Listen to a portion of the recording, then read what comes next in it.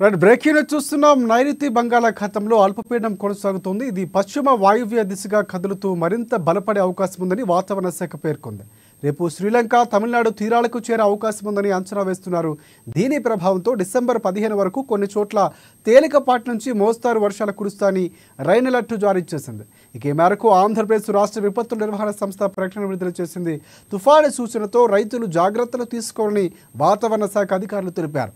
కోతకు సిద్ధంగా ఉన్న వరి పంటను వర్షాల ముందు కోయవద్దని సూచించారు.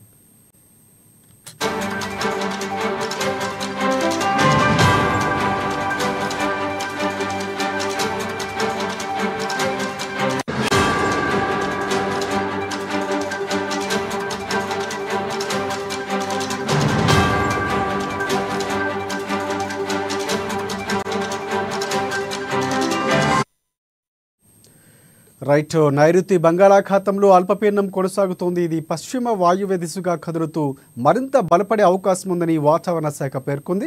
రేపు శ్రీలంక, తమిళనాడు తీరాలకు చేరే అవకాశం ఉందని అంచనా వేసింది. దీని ప్రభావంతో డిసెంబర్ 15 వరకు కొన్ని చోట్ల తేలికపాటి నుంచి మోస్తారు వర్షాలు కురుస్తాయని రైన్ అలర్ట్ జారీ చేసింది. ఈ మేరకు ఆంధ్రప్రదేశ్ రాష్ట్ర విపత్తుల నిర్వహణ సంస్థ ప్రకటన విడుదల చేసింది. తుఫాను సూచనలతో రైతులు జాగ్రత్తలు తీసుకోవాలని వాతావరణ శాఖ అధికారులు తెలిపారు.